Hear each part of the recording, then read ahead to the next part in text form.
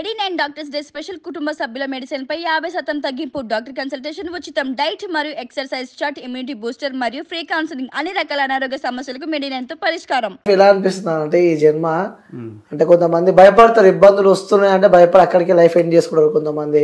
So suicide attempt చేసుకుంటారు, అరే ఇన్ని కష్టాలు నాకే వచ్చినాయి అని చెప్పి కూడా ఇబ్బందులు పడి ఆ సూసైడ్ కానీ సో సంథింగ్ ఇక్కడ యాక్సిడెంట్ కానీ ఏదో ఒకటి చేసుకుంటూ ఉంటారు. అలా మీకేమనిపిస్తుంది అంటే మీరు కష్టపడి చిన్నప్పుడే అంటే నాన్న సపోర్ట్ లేకుండా మదర్ సపోర్ట్తోనే ముగ్గురు అక్కల పెళ్ళిలో ఒక చెల్లె, సో ఈ అన్నీ తలుచుకుంటే ఏమనిపిస్తూ ఉంటుంది మీకు? ఒకసారి నేను కూడా చచ్చిపోదాం అనుకున్నా కదా. మీరు కూడా సూసైడ్ అటెంప్ట్ చేసుకున్నాం చేసుకోవాలా అనుకున్నా, ఎందుకు ఎందుకురా ఈ జీవితము ఎందురా ఇది అని అనిపించింది. సో కాదు, నాకు ఫ్యామిలీ ఉంది, మా అమ్మ ఉంది, నా వైఫ్ ఉంది, ఇంకా ఏదో ఉంది నా దగ్గర, తీయాలి దీన్ని బయటికి. సో ఇట్లా ఇంకా కంటిన్యూ అయిపోయింది. ఎందుకన్నా సూసైడ్ ఎందుకు చేద్దాం ఈ అనుకున్నా? కరోనా టైంలో కరోనాకు ముందు షూటింగ్ చేస్తా ఉన్నా, ఆడిగిడి పోయి ఏదో చిన్న చిన్న క్యారెక్టర్లు చేసుకుంటా డబ్బులు. ఇండస్ట్రీలో కూడా ఉన్నావా? ఇండస్ట్రీ అంటే మా కడప జిల్లాలో ఉన్నాయి, ఇక్కడ కాదు. Okay okay. సో అక్కడ చేసే వాళ్ళ దగ్గర చేస్తా ఉన్నా, అక్కడ కొద్దిగా ఇస్తా ఉన్నారు మనకు. ఇంకా కరోనా టైంలో ఇంకా షూటింగ్లు కూడా ఆగినాయి, మనకి ఇంకా ఇన్కమ్ లేదు, ఎవరైనా డ్రైవింగ్ కూడా పిలిచడం లేదు, అందరూ భయపడుతున్నారు, బండ్లు కూడా పంపించడం లేదు ఆడికి కరోనా అని చెప్పి. సో ఇంకొక నెలలో బాగా అప్పులు చేసిన. సో అప్పులు చేసినా ఇంకా వాళ్ళకి కట్టాలి కదా. ఈ కరోనా లాక్డౌన్, కూరగాయలు అమ్మిన, ఆటోలో కూరగాయలు వేసుకొని పోయి అమ్మిన, మాస్క్ పెట్టుకొని అమ్మిన, ఎవరన్నా చూసి కనుక్కుంటారని. సో అట్లా కూడా నా వల్ల కాల, ఈ అప్పులు అట్ట తీరవు, ఆడొచ్చే 1500కి సరిపోదు మనకు. ఇంకట కాదు కోవిడ్కి వెళ్దాము అని అనుకున్నా, మళ్ళా లాక్డౌన్ పడుతుందేమో భయపడి చచ్చిపోదాం అనుకున్నా. ఓకే. అప్పుడు మాత్రం కొద్దిగా ఆలోచించిన, వద్దు బతకాల, సాధించాలా.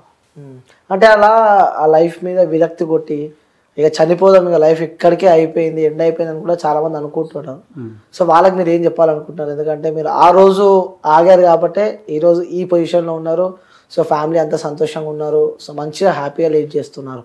ఒక్కవేళ అదే రోజు అది జరిగి ఉంటే సిచ్యువేషన్ ఏ విధంగా ఉండేదన్న? నేను దాన్ని బట్టి ఒకటే చెప్తా, సచ్చి సాధించే కన్నా బతికి సాధించాలి. ఎందుకంటే నేను ఇప్పుడు బతికి సాధించిన, అంతే దానికి ఆన్సర్.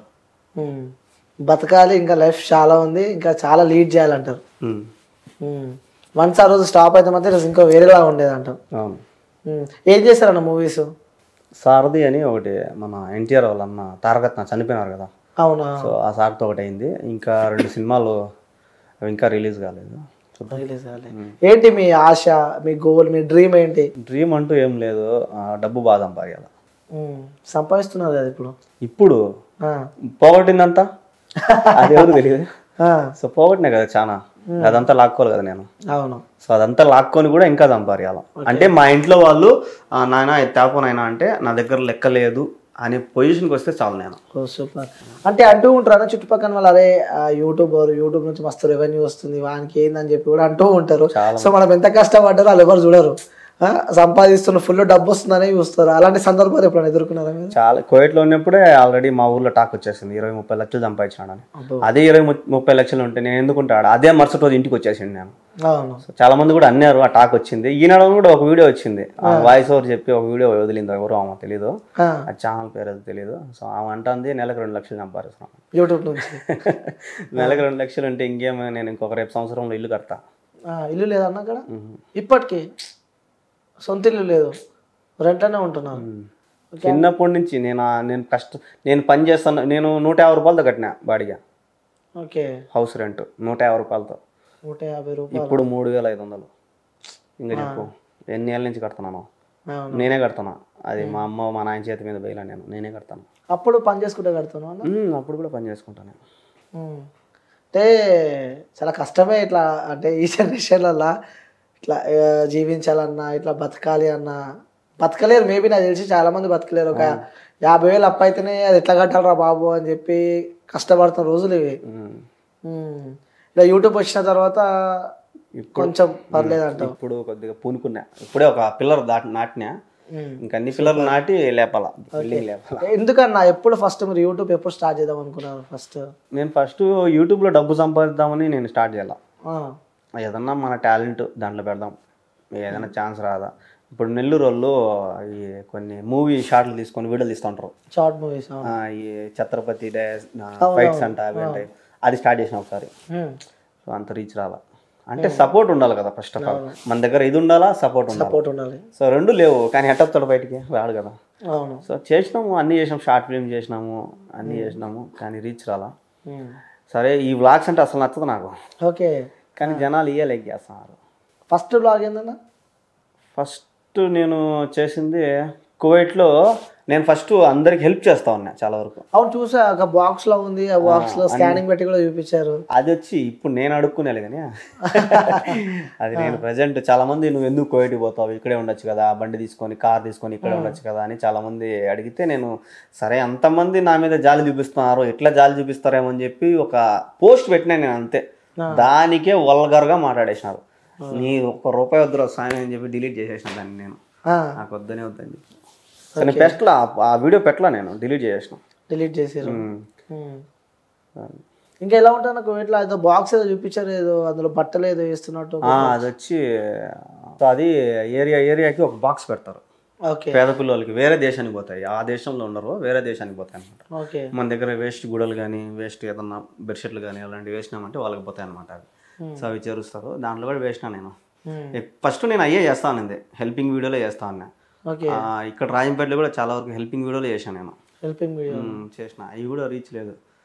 సో ఇంకెట్ట కాదరా వ్లాగ్స్ చేద్దాం, ఒకసారి స్టార్ట్ చేద్దామని చెప్పి కువైట్లో మా బండ్లు ఎన్ని ఉన్నాయి అని చెప్పి ఒక షార్ట్ పెట్టినా. అది సుమారు పోయింది, మిలియన్లో పోయింది. ఓకే. ఇంకా అప్పటి నుంచి స్టార్ట్, ఇదైతే బాగున్నదిరా అని కథ అక్కడి నుంచి స్టార్ట్ చేశారు. సో చాలా మందికి ఒక క్వశ్చన్ మార్క్, ఒక నిజాం అంటారు కదా. సో ఇప్పుడు కూడా మీరు ఇప్పుడు ఒక అమ్మాయి ఏదో వీడియో పెట్టి నెలకి ఇంత సంపాదిస్తుందని, సో వాస్తవంగా యూట్యూబ్ రెవెన్యూ ఎంత వస్తూ ఉంటుంది అన్న నెలకి? మీరు మా జీతం కన్నా ఎక్కువ వస్తుంది. నా జీతం కన్నా జీతం 40 వస్తుంది. నా జీతం కన్నా ఒక 2%, 3% ఎక్కువ వస్తుంది అంతే. ఓకే. అంటే ఎగ్జాక్ట్ ఫిగర్ చెప్పకపోయినా ఈ ఎస్టిమేషన్లో వస్తుంది అంటుంటారు. సో ఇప్పుడు ఏ వర్క్ చేస్తున్నారు అక్కడ కువైట్ నుంచి ఇక్కడ వచ్చిన తర్వాత, కడపకు వచ్చిన తర్వాత, రాజంపేటకు వచ్చిన తర్వాత ఏం చేస్తున్నారు వర్క్ ఇప్పుడు? మరి ఇప్పుడు ప్రజెంట్ అయితే ఏం చేయాలి, దీన్ని నడుపుతున్నా. నెక్స్ట్ ఏంది మరి? కారు కొందాం అనుకున్నా, దానికోసమే ఒక హెల్ప్ కూడా అడిగినా, కానీ జనాలు చేసే పొజిషన్లో లేరు. నీకేమైనా కాలు చేతులు బాగానే ఉన్నాయి కదా అని ఉన్నారు. సో కారు తీసుకోవడానికి నా దగ్గర నేను ఎట్లా అంటే, కారు మొత్తం పేమెంట్ కట్టేసాం అనుకో, సో మనకి ఎటువంటి ఇబ్బంది ఉండదు. అదే ఫైనాన్స్ ఇప్పుడు నా దగ్గర ఉండే సగం డబ్బులు దానికి కట్టినాను అనుకో, అది 1 నెల 2 నెలలు కట్టకపోతే దాన్ని ఎత్తుకొమ్ముతారు. సో నేను మళ్ళా కిందికి వెళ్ళిపోతా. అవును. సో అట్లా కాకుండా మీరు ఎవరైనా హెల్ప్ చేస్తారేమో అని ఒక పోస్ట్ పెట్టినా. సో వాళ్ళు హెల్ప్ చేసే పొజిషన్లో లేరు. కింద కామెంట్లు ఏమొచ్చినాయి? బా స్వామి, రాత్రి 1 గంటలో డిలీట్ చేసిన దాన్ని. 90 కామెంట్లు వచ్చినాయి.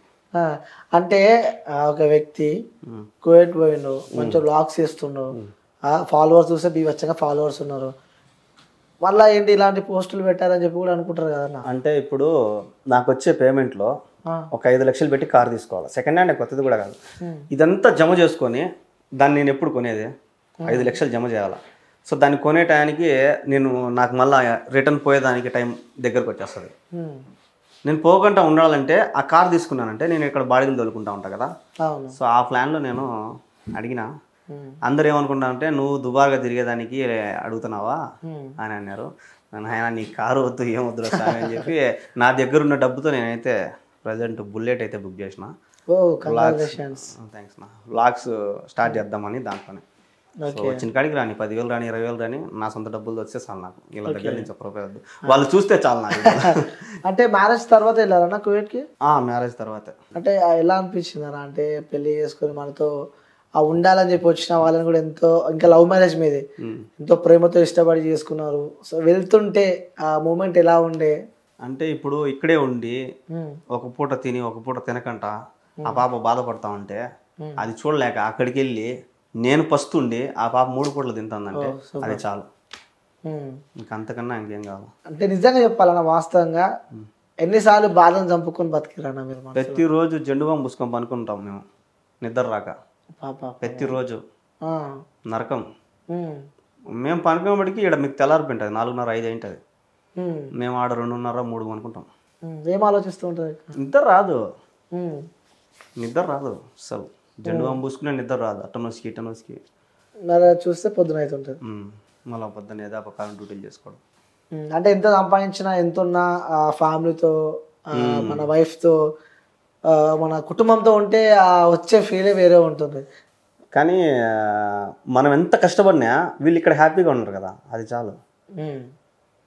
మేము ఇంత బాధపడతా ఉన్నా కూడా వాళ్ళకి చెప్పవు మేము ఇంత బాధపడుతున్నాము అని. ఇప్పుడు ఈ వీడియోల ద్వారా వాళ్ళకి తెలుస్తాయేమో తెలియదు, కానీ నా వీడియోల ద్వారా మా ఇంట్లో వాళ్ళకి తెలుసు. మా ఇంట్లో వాళ్ళు కూడా అంటూ ఉంటారు, ఎందుకు అంత బాధపడతావు, అంత కష్టపడతావు నాయన అని. ఎప్పటికైనా మంచి రోజులు రావా అని వాళ్ళకు కూడా ధైర్యం చెప్తూ వస్తాను. ఓకే, ఎప్పుడైనా అనిపించిందారా అరే ఈ జన్మ ఎందుకు రా, నేను ఎంత కష్టపడుతున్నా, అవసరమా ఈ జన్మ అని ఎప్పుడైనా అనిపించిందా? కరోనా టైంలోనే, ఇంకెప్పుడు అనిపించలే. ఇంకెప్పుడు కూడా ఎందుకు అనిపించలేదంటే మా బతుకులు ఇంతే మారు. సో ఇప్పుడు నేను మార్చుకోవాలా అంతే. ఎందుకంటే ఇప్పుడు మా అమ్మ నాయన ఆస్తులు ఏం లేవు, మా తాతల ఆస్తులు ఏం లేవు, మా అమ్మ మా నాయన ఆస్తులు ఏం లేవు. మా నాయన చంపారేలా మా తాత చంపారిచ్చినట్టు కూడా అమ్మేసుకున్నారు. సో ఏం లేవు కాబట్టి మా బతుకులు ఇంతే. ఎప్పటికైనా నేను సంపాదించుకోవాల్సిందే, నిదానం సంపాదించుకుంటాం. జీరో మొత్తం అంత జీరో, ఏం లేదు, అంత స్థలం కూడా లేదు. ఓకే, మా నెక్స్ట్ ప్లానింగ్స్ ఏమైనా ఉన్నాయా? ప్లానింగ్స్ అంటే ఇంకా ఇదన్నా, ఇంకా యూట్యూబ్లో సంపాదేయాలి దేవుని దేవుళ్ళు. చాలా మంది యూట్యూబ్లోనే సంపాదించి ఇల్లు బిల్డింగ్లు కట్టున్నారు, చాలా మంది చాలా చేస్తున్నారు. ఏమో దేవుడు నాకు ఒక ఛాన్స్ ఇస్తాడేమో అని ఆలోచిస్తాను. ఓకే, సో మళ్ళీ మొన్న వీడియోలో కూడా మళ్ళీ నేను కువైట్కి వెళ్ళను అని చెప్పి చూసాను. ఆ వీడియోలో మళ్ళీ వెళ్తున్నారా లేదా క్వశ్చన్ మార్క్ ఏంటి, దానికి ఆన్సర్ ఇవ్వలేదు. నేనైతే పోకూడదని అనుకుంటున్నా. ఇంకా అనుకుంటున్నారు, ఇంకా ఫిక్స్ కాలే? పోకూడదు దేవుని దేవుళ్ళ అంతే, పక్కా పోను. గట్టిగా ఇక్కడే గుచ్చుతా జెండా.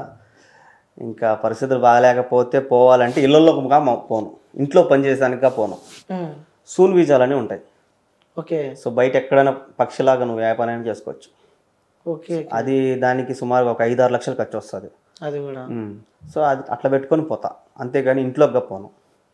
ఇదైతే ఫిక్స్ అయిపోయినా. ఓకే, అంత ఇబ్బందులు ఉంటాయంట.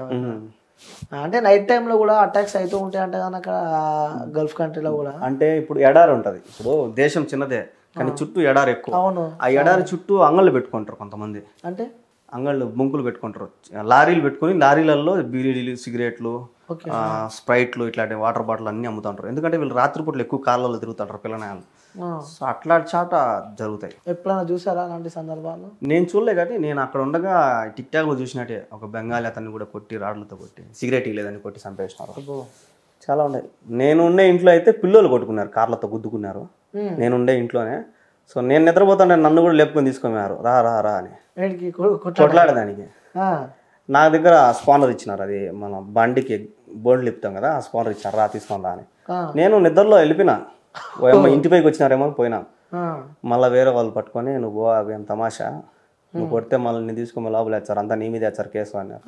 అప్పటికప్పుడు ఆ రాడ్ ఆడ బారేసి రూమ్లోకి మళ్ళీ పనుకున్నా. మళ్ళీ పిల్లలు వాళ్ళంతా వచ్చినారు, ఏం నువ్వు రాలేదు నిద్రపోతున్నావు అని. గోరా స్వామి నేను రానుకున్నాను ఆయన అంటే అక్కడ లాంగ్వేజ్ తెలుగే ఉంటుందా లేకుంటే అరబిక్ ఉంటుంది కదా? వచ్చా మీకు అరబిక్? వస్తుంది, అంటే నా పని వరకు నాకు వస్తుంది. ఇంకోటి మీ బ్లాగ్స్ లో కూడా ఒక వీడియో చూస్తాను, మీ బ్రదర్ నువ్వు అక్కడ కొట్టే వీడియో కూడా డైరెక్ట్ అంటే అంతా స్ట్రాంగ్ అయిపోయారు మన పోయి డైరెక్ట్ ఎవరు రా ఎందుకు కొడుతున్నారా మీరు అని చెప్పి కూడా ఆ వ్యక్తిని తీసుకొచ్చి డిక్కిలు తీసుకొని వచ్చారు బ్యాగ్లన్నీ. ఏంటి అంత స్ట్రాంగ్గా అట్లా? అంటే తప్పు చేయనప్పుడు కొడితే మాత్రం నేను ఒప్పుకోను. తప్పు చేయనప్పుడు నువ్వు అసలు చేయకూడదు, నువ్వు ఎవడైనా కానీ తప్పు చేయనప్పుడు చేస్తే నాకు బీపీ రేగిపోతుంది. సో వాడు ఏం చేసినాడు ఏమో, తప్పు చేయలే కదా, వాడు పని చేసేదానికి వచ్చినాడు, నిదానం చేసుకుంటాడు. నువ్వు స్పీడ్ చేస్తున్నావు, నేను స్పీడ్ చేయగలుగుతాను, చేయలేను కదా. సో నా పని నాది, నీ పని నీదే. ఏదో చిన్న మిస్టేక్ పని దగ్గరే వాడిని 2-3 సార్లు కొట్టినాడు. నేను ఆడికి ఓపిక్గా వాళ్ళు కోయేటోళ్ళకి కూడా చెప్పిన, కొట్టే మాత్రం నేను ఒప్పుకోను అని. సో ఇంకొకసారి మాత్రము నాకు ఫోన్ చేసి ఇదంతా నొప్పి కానీ బాబాయ్, వాడు నాకు అన్న కొడుకు, ఓకే వాడికి ఇదంతా నొప్పి కానీ బాబాయ్ రా బాబాయ్ అని ఏడ్చినాడు నాకు. ఇంకా నేను ఫస్ట్ మా కోయేటోడు చెప్పిన, బాబాయ్ మారిగా కొట్టినాడంట, నేను పోయినానంటే వాడిని చంపేస్తానని చెప్పిన. మా కోయేటోడికి చెప్పిన, మా కోయేటోళ్ళు అన్నకే చెప్పిన, నువ్వు పోవద్దులే నేను మాట్లాడతాలే అన్నాడు. నాకు నిద్ర రాలే, ఇంకా వాడు ఏడ్చిందే గుర్తుకొస్తుంది. వీడేమో నేను పోతాలే అన్నాడు, పోయి రూమ్లో పోయి పనుకున్నాడు వాళ్ళ ఇంట్లో కోయేటోడు. వాళ్ళ కొడుకుని కొడితే వాడికి బాధ వేస్తుంది, నా కొడుకుని కొడితే నాకు బాధ వేస్తుంది కదా. బండి వేసుకుని వెళ్ళిపోయినా. వాడికి ఫోన్ చేసిన, వాడు ఆడ ఉన్నాడు రా అని, నిన్ను కొట్టినాడు ఆడున్నాడు రా అని. ఈడే ఉన్నాడు బాబాయ్ అన్నాడు. చక్కగా వెళ్ళిపోయినా. వాడు మా వాడు ఏం చేసినాడంటే నేను అంతా క్యాప్చర్ చేసిన, నేను వాటితో కొట్లాడేది మాత్రం వీడియో తీరా అంటే వాడు భయపడిపోయి సెల్లిట పెట్టుకుని వేసినాడు. అక్కడ కొట్లాడే వీడియో రాలే మాకు. రాలా, చాలా మంది అదే అన్నారు, నువ్వు కొట్టినావా ఏమి, నువ్వు అరుచుకున్నావా. అవునవునా, చాలా ఘోరంగా పోయినా. కొట్టావా? కొట్టేదానికి పోయినా చాలా అయిపోయింది, ఇంకా కొట్టుకుంటాం. ఇంకా వాడు భయపడిపోయి సెల్లు జోలో పెట్టుకునేసినాడు, కొట్టుకుంటారేమో అని. అది కన్నా తీసిండే సూపర్ ఉండు, ఇంకా ఇంకా బాగున్నాడు, ధైర్యం ఉన్నాడు జనాలకి. అవును, సో ఇట్లా కూడా చేయొచ్చా సూపర్. అవును, మరి ఏమైనా కాంప్రమైజ్ అయిందా లేకపోతే సెటిల్ అయినారు? సో మళ్ళీ ఇంకొకసారి కూడా జరిగింది. ఆ. అప్పుడు మాత్రం ఇంకా నేను చెప్పేసిన, ఇంకా నేను వాడిని చంపేస్తానని చెప్పి వెళ్ళిపోయినా వాడి మీదకి. మా వాడిది కూడా కొద్దిగా తప్పులు ఉన్నాయి అనమాట. ఓకే. మా వాడు కూడా అక్కడ కొద్దిగా బెస్కులు ఉన్నాడు, ఆడ చిన్న చిన్న మిస్టేక్లు చేస్తున్నాడు. సో ఇంకెవరికి ఏం చెప్పలేం కదా. ఇప్పుడు నేను చెప్పినా ముందే తప్పు లేనప్పుడు మనం చేయకూడదని, కానీ మనవాడిది కూడా తప్పు ఉంది కదా. అవును. సో జాగ్రత్తగా చేసుకొని ఆయన అని చెప్పి. ఓకే. సో కువైట్ నుంచి ఇక్కడికి వస్తేప్పుడు సో బ్యాగులన్నీ బాగానే చదువుకుర్రు, బాగానే వచ్చిర్రు. సో అనిపించింది అన్న, అరే ఇక్కడ ఇన్ని సంవత్సరాలు పనిచేసినా వెళ్ళిపోతున్నా అని చెప్పి బాధ అనిపించిందా కువైట్ నుంచి వెళ్ళిపోతున్నాను? నేను ఈ ఇంట్లో నుంచి రెండోసారి రావడం ఇంటికి, కువైట్లో ఆ ఇంట్లో నుంచి రెండోసారి రావడము. ఫస్ట్ సారి అయితే మా మేడం ఫోన్ చేసి ఏడ్చిన. ఓకే. చాలా మంచిది మా మేడం, ఒక తమ్ముళ్ళలా చూసుకుంటుంది నన్ను. చిన్న మిస్టేక్ చేసినా కూడా ఏం కాదు రాము, ఉండిలే రాము అంటది. సో చాలా నన్ను రాము అంటారు వాళ్ళు, నా పేరు వెంకీ అయితే వాళ్ళకి తిరగదు నోరు, సో రాము అంటారు. అయినా కూడా ఏం తప్పు చేసినా సరే ఏం కాదు నాయన, పోనీలే సూపర్ అట్లా అంటది. సో అందువల్ల ఆమెను చూసి ఏడ్ చేసిన. సో నేనేమన్నా తప్పు చేసింటే క్షమించి మామ అని చెప్పి, ఏం కాదు రాము నువ్వు పోయిరా జాగ్రత్తగా, నువ్వు మళ్ళీ వస్తావు అని చెప్పి పంపించింది. అప్పుడు మాత్రం ఏడ్చిన, రెండోసారి మాత్రం ఏడ్చలా. జస్ట్ గట్టిగా అయిపోయింది ఇక. ఎప్పుడెప్పుడు మన ఇండియాకి వస్తున్నానే ఉన్నట్టుంది. సో అలా నీతో పాటు ఫ్రెండ్స్ కూడా వచ్చినట్టున్నారు కదా? మా ఫ్రెండ్ అశోక్ ఉన్నారా, వెళ్ళిపోయారా? ఉన్నాడు. ఓకే. మళ్ళీ వెళ్తున్నారా? అతను కూడా అతను వెళ్తాడు, అతనికి చాలా ఘోరం ఆ ఇల్లు, కానీ వెళ్తాడు పరిస్థితులు. అసలు డైలీ టమోటా అన్నం పెడతారు ఆ పిల్లడికి అయితే. ఓకే. టమోటా అని డక్కూస్ అంటారు దాన్ని, లిక్విడ్ అది అమ్ముతారు. ఆ కెమికల్స్ వేసి టమాటో తయారు చేస్తారు, అన్నంలో వేసుకొని తీసుకొని తినడమే. అది ఎక్కువ తింటారు, అది డైలీ ఆ పిల్లడికి అదే పెడతా ఉన్నారు. అవును. ఫుడ్ ఎట్లా ఉంటుంది అన్న? కరెక్ట్ గుర్తు చేసిన. అక్కడ ఫుడ్ ఎట్లా ఏ విధంగా ఉంటుంది? ఎక్కువ ఏం తింటారు అక్కడ? కుబూస్ అని ఒకటి ఉంటుంది, రొట్టె మనం చపాతి అట్ట వాళ్ళకి కుబూస్, నూనె ఉండదు దానికి, నిప్పులు పెట్టి కాలుస్తారు అనమాట. అవి ఎక్కువ తింటారు. ఇంకా రైస్ అంటావా బాస్మతి రైస్, మొత్తం బాస్మతి రైస్.